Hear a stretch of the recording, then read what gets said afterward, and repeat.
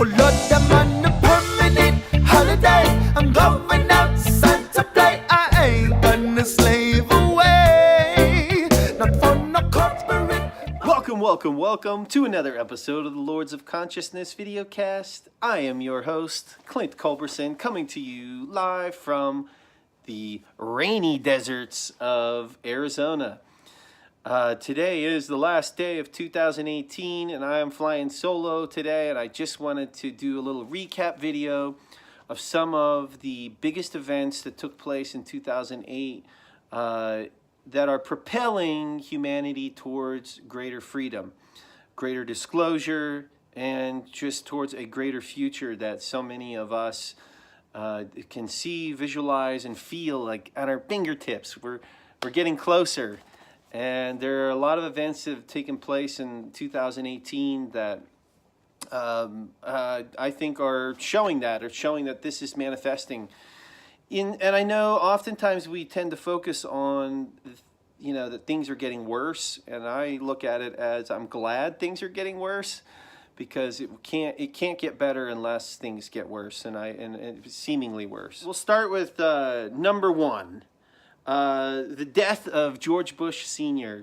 This past month was a really vital event that I think it's something that we won't really fully understand the implications behind it until 20 years from now, and to understand really what's going on behind the scenes and what George Bush Sr.'s role was in this deep state. Because there's just a lot of evidence proving that he is someone that was very high up in the deep state.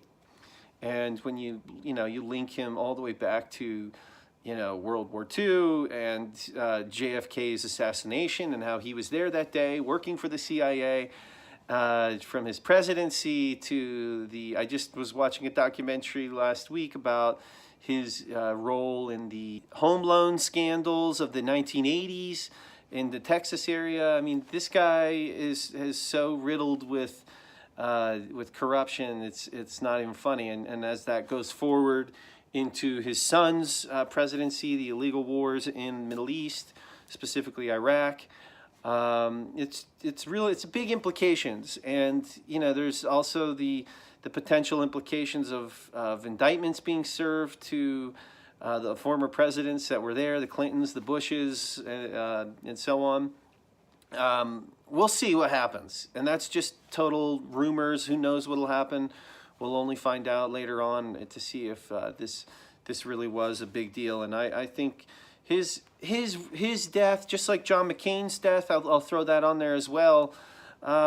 It was obvious to see how the media is a bought and paid for institution by the deep state. When you look at all of the fluff pieces that magazines like Time magazine put out to just honor the guy and worship the guy, tell us all what a great guy he was. Same with McCain, same thing. And it's really interesting to just watch this unfold and see how it all plays out. The next event that I want to put up is the yellow vests of France, and this revolution in some ways that's taking place over there over the last couple months of 2018.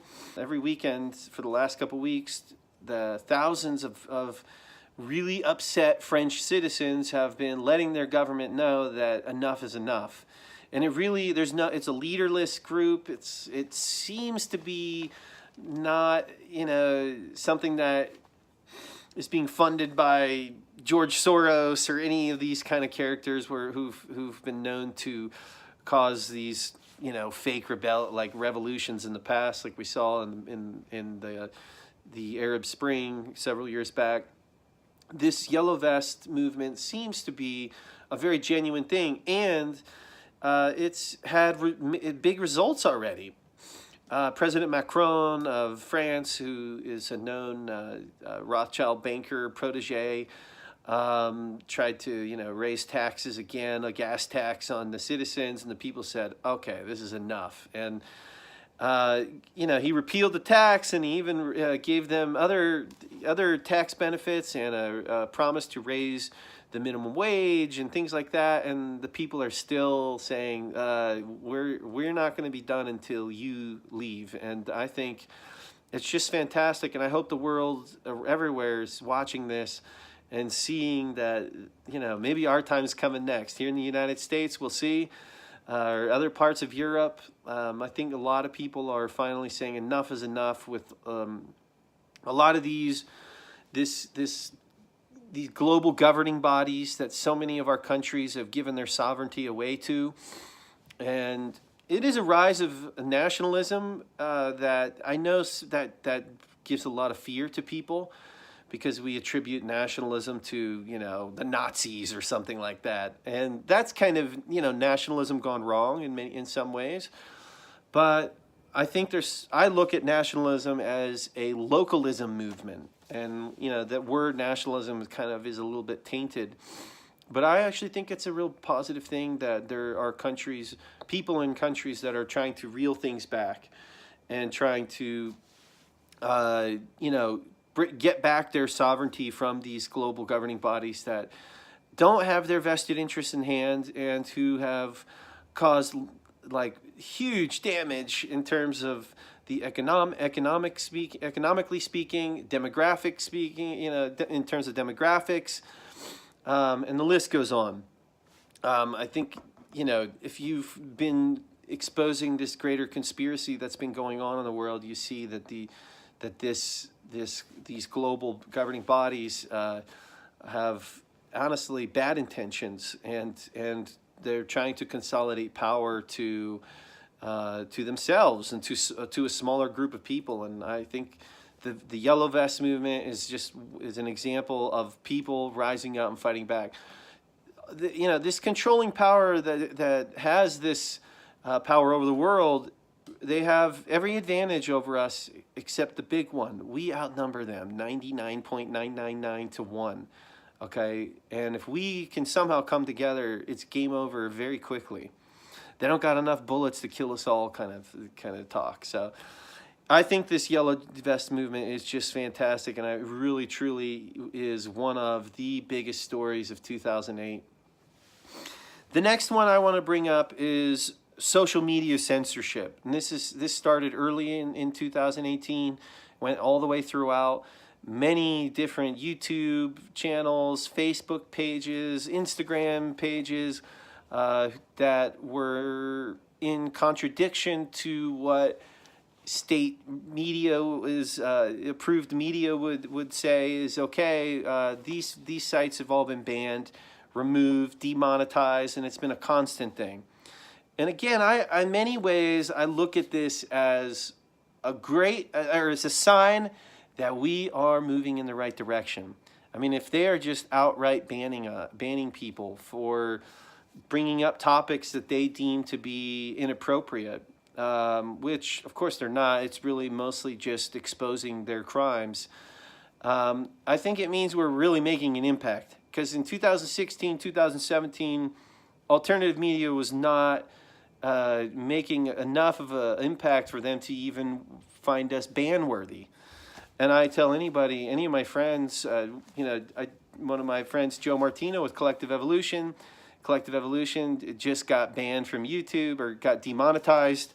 And I told him, I sent him a message and told him what a badge of honor he should find that to be. And I know they have to readjust and figure out how they're going to take care of some of their budgetary concerns with this happening, but they'll find a way. And I find this to be, it's just like what's happening even with Patreon, Jordan Peterson's and the likes who've been getting banned on Patreon, and Patreon's telling who can play and who can't. And it's these are all companies that are obviously showing who they are really answering to, and I think it's in many ways a very good sign that this is happening, and because it's really showing that we're making an impact. So I can only imagine what 2019 holds in terms of more censorship and more banning, but the truth movement is going to keep on rolling forward. My fourth big main story of 2018 is really the whole story of what has been going on in Syria. Now, this has been something that's been taking place for several years now, but it's come to a culmination of events where just leading up to this 2 weeks ago here in December of 2018, where Donald Trump announced that he's pulling the American troops out of Syria, that ISIS is defeated. Who knows what that really means? I mean, I know there could be, is ISIS defeated? Who knows? What were his real motivations behind leaving Syria? Who knows? But it's a good sign that American troops are leaving Syria. And now he's talking about getting troops out of Afghanistan and Iraq, which is a very good sign. And again, I think Trump hasn't revealed fully who he is and who's behind him yet. But there are steps that he has taken that guys like Obama, who promised to get us out of these crazy wars, and all he did was involve us even more, and even created, a larger scope of destruction all throughout the Middle East and with Syria and Libya during his presidency. And for Trump to be rolling some of these back is fantastic. We saw a situation in Syria this last year where we had a Russian jet that got shot down by, basically because of Israeli involvement. And this is, it almost led to, these are the type of events that could lead us to a World War III. It's a very concerning and scary events. I'm super grateful that people like Vladimir Putin had a cool enough head to not escalate things any further. And in some ways, it helped put Netanyahu and the Zionists in Israel back a little in their cage, in a sense, and helped reduce their involvement in Syria. I mean, Netanyahu said how upset he was that Trump announced that they're leaving Syria, and these are all in some ways very good steps that are happening, and that hopefully we're getting closer to Syria becoming a free sovereign state again, and no longer having any of this international influence, this destruction that has been caused by, let's face it, deep state funded terrorists, okay? And that includes the American intelligence agencies that have been behind funding ISIS. Talking about John McCain passing away this year. I mean, he's famous for having pictures taken with members of ISIS, and Hillary Clinton herself admitted that we're funding ISIS, and the list goes on. But a lot of this whole war on terror that has really been a scam in many ways. I'm not saying that it's not real in terms of that there aren't real bad dudes doing bad things, but the story that we've been sold by our media about who these terrorists are and where these terrorists come from and where these terrorists are getting funded from, that's the story that's not being told, and that's the story that's slowly trickling out through alternative media sources. So the situation in Syria has been an epicenter here in the year 2018, and I think we're seeing positive steps towards peace in that country. And let's just hope one day all these Syrian refugees can come back to their homes in Syria and help rebuild it, and we can have a Syria that that is prosperous again, just like it has been, and that hopefully President Assad can really show the world that the NATO controlled media has been lying about who he really is, and that his people actually really do, they do approve of what he has, his leadership in the country. So Syria is a big one. In 2019, it's going to be real fascinating to see where this goes, and I'm just praying for no further escalation. And my last story of 2018, again, happened, it's almost like the biggest stories were happening towards the end of the year, but the big story that I have for number 5 is Donald Trump signed. I sound like a Trump fan all of a sudden, which is crazy because I've been really critical of him in many ways, but I will give him a pat on the back for this. he signed the Farm Bill here in December of 2018, which part of that bill legalized the growing and production of hemp. And gosh, we could do a whole. I need to do a whole interview with somebody who's really smart about hemp and cannabis, because these plants have the ability to just absolutely change the paradigm in which we live in. Hemp in many ways is the answer to a lot of the environmental issues that we're having. It's a future. The future is very bright when it comes to what this plant can do in terms of from clothing to building materials to you name it. Just it's like has like endless uses. And I think it's going to be really exciting to open up a new economy here in the United States for farmers here to develop a cash crop for them that can hopefully, I hate to say it, but I don't hate to say it, put out of business these old industries that have been killing our planet. And hemp is one of those that it's just a miracle plant. And so are the benefits of cannabis. And as part of like a part B of this hemp legalization is that, we have more states this year that have rolled out legalization of, full-on retail legalization of cannabis, and then even more states rolling out medical programs so that people can have this most beneficial medicine. Cannabis is a plant that truly, it might be the most medicinal plant there is. And I know that people might say, oh, come on, you crazy stoner, what are you talking about? But when you really look at the benefits that cannabis can bring to this world, and I have a spiritual belief that it can really be the healing of the nations in many ways, because there's so many people that are hurting physically, emotionally, spiritually, and this plant can be a great tool towards moving towards that. And part C of this hemp legalization, I'll go down the same path, that we have states here in 2018, and the state of Oregon has up on the ballot the legalization of psilocybin mushrooms.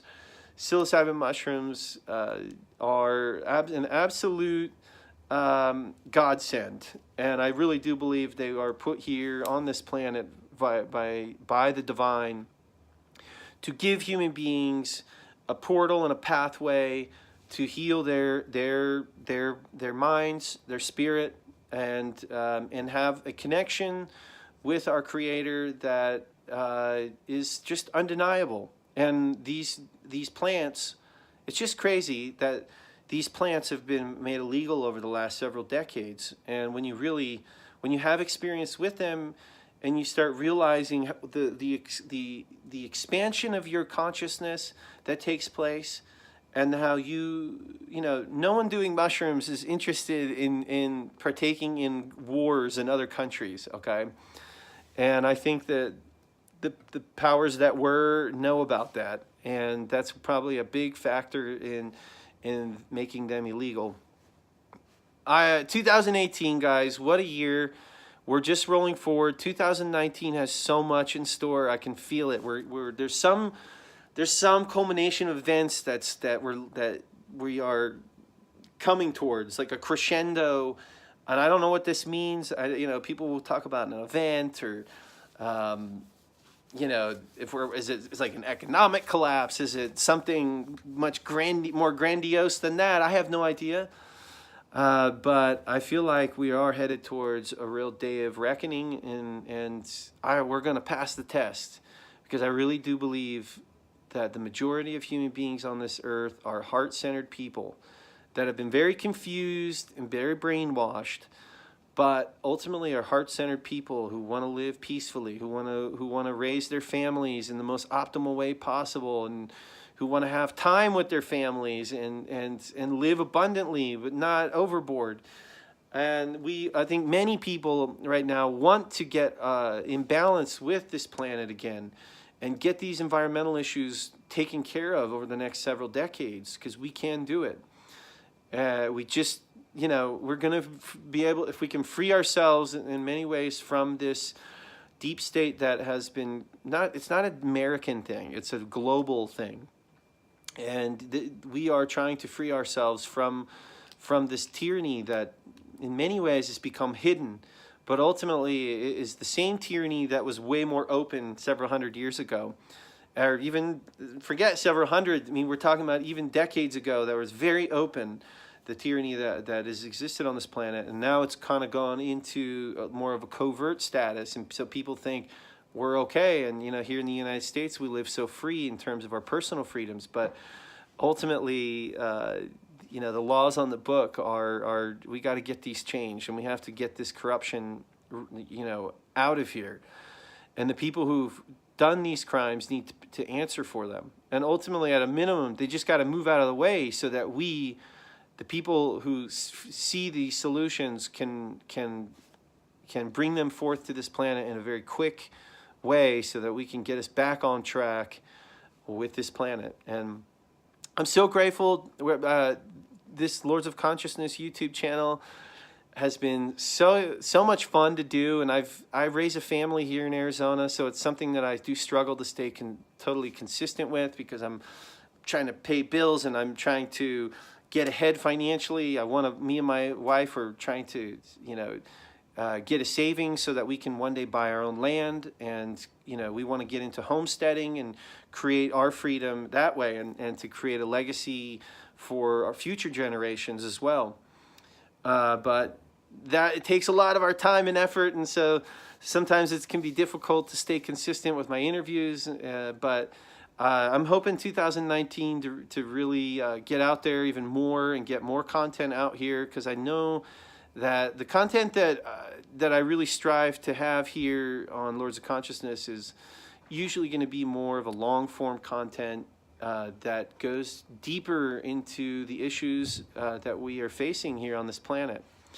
And I really do believe that it's hitting the right people. I mean, I know that my YouTube channel here is not meant to, or at least as of right now, it's not meant for the mainstream yet. I'm not there for the million subscribers, but I know that some of the interviews that we put together have touched the lives of the people that it needs to touch.